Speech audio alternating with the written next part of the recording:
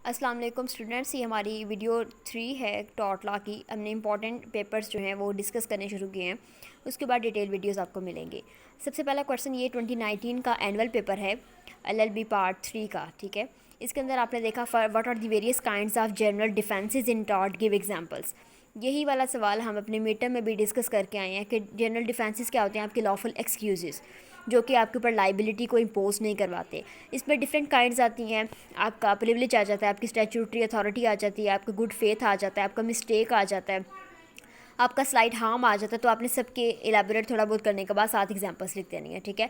आगे आता है हाउ डज टॉट डिफर करता है from contract, the distinction between the two becoming blood. हमने पहले भी डिस्कस किया दोनों की, क्योंकि नेचर सिविल है, लेकिन टॉट जो है अब क्रिमिनल नेचर का भी होता है। आम इसका जो क्रिमिनल और सिविल दोनों नेचर है, लेकिन चूँकि मॉडर्न टाइम में लोग ज़्यादा टॉट को सिविल नेचर में डील करते हैं, तो यही वजह है कि दोनों के दिमाग जो डिफरेंस है वो ब्लर होता जा रहा है। आगे वो कहता है requirements by establishing liability negligence with the same apply in the case of contributory negligence, ठीक है।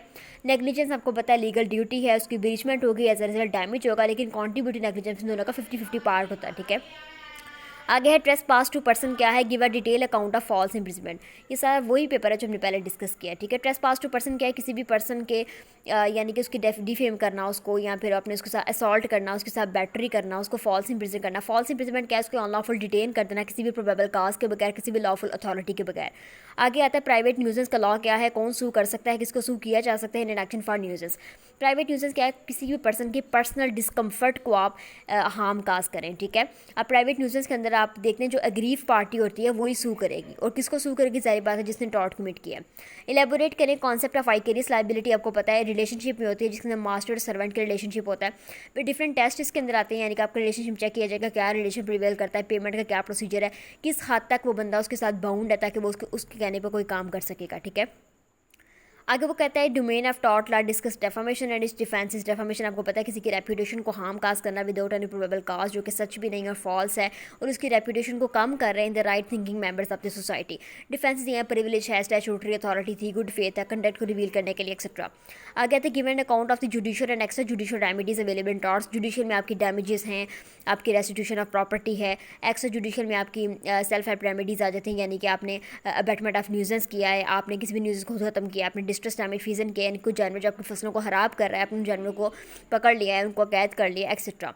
पार्ट 2 में चूंकि आपकी ईजमेंट आती है, तो उसने मुझे डिफाइन करें ईजमेंट को हक़ आसाइश होता है, यानी कि आपका किसी दूसरे की प्रॉपर्टी में जो राइट है उसे हम ईजमेंटरी राइट कहते हैं। इसके एसेंशियल करैक्टरिस्टिक्स ये हैं कि ये कस्टमरी होती है, ये कस्टम्स की बेस्ड पे होती है, ये बहुत देर से चलती आ रही होती है, आपकी जद्दी पुश्ती लोग भी इसको यूज़ कर रहे होते हैं।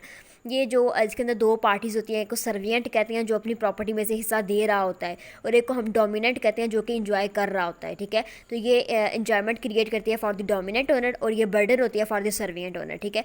ये टेम्परेरी भी हो सकती है, कुछ मुद्दत के लिए, परमानेंट भी हो सकती है, लाइफ टाइम के लिए भी। ये पब्लिक के लिए भी हो सकती है, ये प्राइवेट पर्सन के लिए भी हो सकती है, ठीक है। राइट ऑफ वेस में आ गया, राइट ऑफ लाइट आ गया, उसके बाद राइट ऑफ एयर आ गया, etcetera. How is it related taught law, सारी बात है टॉट भी एक सिविल नेचर का एक क्राइम है, माइनर क्राइम आप कह सकते हैं, और ईजमेंट भी सिविल नेचर का। तो यही एक चीज़ है जिसके अंदर आपने दोनों को रिलेट कर देना है। आगे क्या बताया, ईजमेंट कैसे एक्सटिंग्विश होती है, ईजमेंट कैसे खत्म होती है। अगर दोनों पार्टीज में से किसी एक पार्टी में बताया डोमिनेट और सर्वेंट दो पार्टीज़ हैं, दोनों पार्टीज में से कोई एक पार्टी अगर डेथ हो जाए तो ये एक्सटिंग्विश हो जाएगी, ठीक है। उसके बाद अगर दोनों पार्टी में कोई एक पार्टी अपनी जो प्रॉपर्टी है वो ट्रांसफ़र कर देगी तो ईजमेंट ख़त्म हो जाएगी। फिर उसके बाद अगर कोई इसका जो सब्जेक्ट मैटर है, जिस प्रॉपर्टी में उसका ईजमेंटरी राइट इस्टेब्लिश हुआ है, वो सब्जेक्ट मैटर ही ख़त्म हो जाए तो आपकी ईजमेंट भी ख़त्म हो जाएगी। अगर वो टेम्परेरी थी, जिस कंडीशन पर वो अवार्ड की गई थी वो आपकी कंडीशन ख़त्म हो गई या फुलफिल हो गई तो आपकी ख़त्म। अगर आपकी उस ईजमेंटरी राइट के अंदर आपकी नीड नहीं रही, आपकी नेसेसिटी नहीं रही, तो आपकी ईजमेंट ख़त्म हो जाएगी। ये बिल्कुल आसान सारा कॉन्सेप्ट है। तो ये पेपर वही था जो हमारे कॉलेज वालों ने हमें दिया, लेकिन एक इसके अंदर ईजमेंट वाला पोर्शन मिसिंग था, तो ये हमने डिस्कस कर लिया। बाकी एक आपके जो भी क्वेश्चंस होते हैं, अगर आपको कुछ चीज़ समझ नहीं आती तो आप कमेंट सेक्शन में पूछ सकते हैं, और बाकी जब हम डिटेल क्वेश्चन शुरू करेंगे तो मेरा नहीं ख्याल आपको कोई क्वेश्चन रह जाएगा, क्योंकि बहुत अच्छे तरीके से आपको पढ़ने को मिलेगा।